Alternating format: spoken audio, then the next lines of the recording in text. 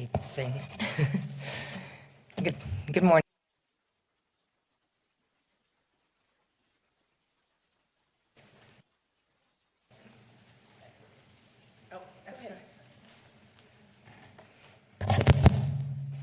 I hate saying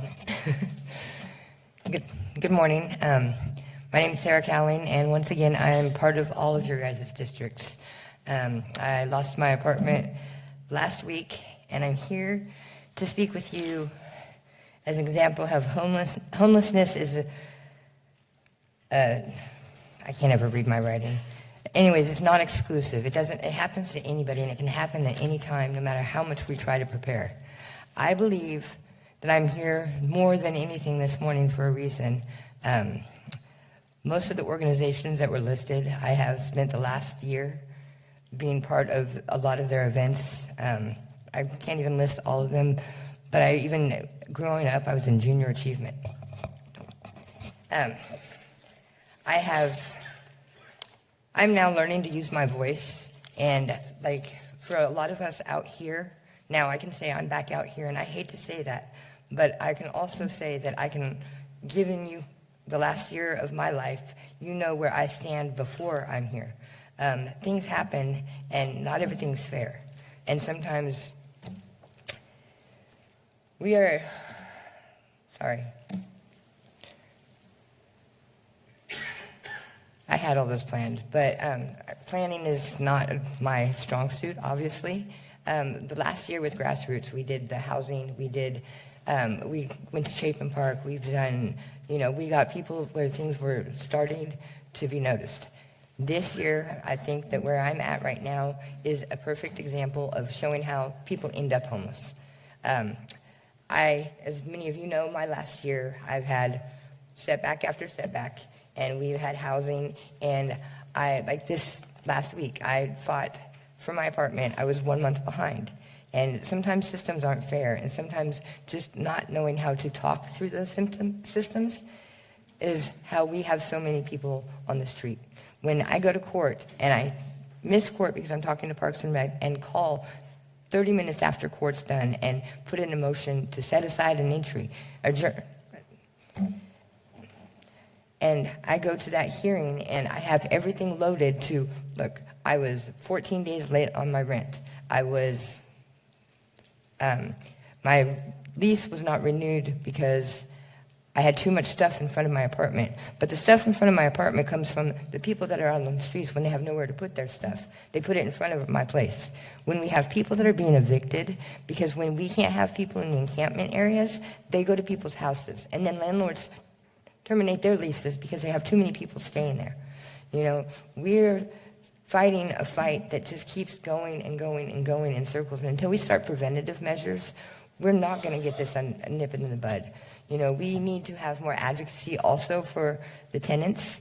We need to have, when a judge tells me that all you have to do is be 3 days late and you can be evicted. And I have everything in my side of my argument to say that I was right. A lease that wasn't even changed from the city of Wichita to mine, and then make me responsible. I'm appealing that, but a lot of people don't know that. The only thing they care about is your rent. And if something happens, like you get hit by a car and you break both your legs and your wrist, and you don't have a job because you're trying to get one, but nobody wants to hire you without having a car and a phone, and you need a job to get both of those things. It's just frustrating. Last week, I lost everything I owned again, and because of politics, when I go and put in a motion and I'm in the right, but I don't have a phone to look it up, and they come and lock me out of my house, even though when the last time I was trespassed, they told me I had to be off the property, and the next day my landlord trespasses me again and says I had every right to be there until this process was. I doesn't get those two weeks back.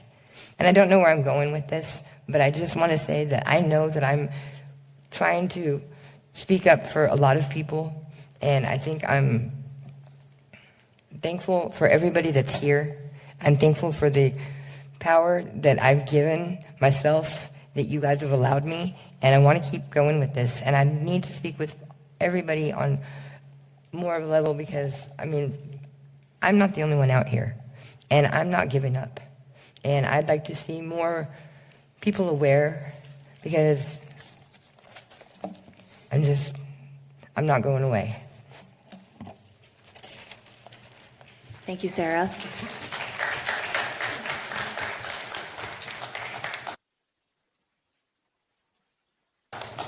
I see Councilmember Shepherd. Thank you, Mayor. I'm curious if there are any resources within our toolbox to help people like Sara. Sara, thank you so much for the courage, and I don't know where you went, but the courage and strength that you continue to provide every single day, the vulnerability it takes and the courage that it takes to come and share your story in front of people who don't even know you, kicks open doors of opportunity for other people. So I see our Director of Housing back there. I'm sure you've met with her before, but I'm encouraging you to meet with our Director of Housing to see if there's anything that we can do for you to make sure that we get you back on a pathway of hope and stability. Thank you, Mayor. Councilmember Hoheisel. Thank you, Mayor.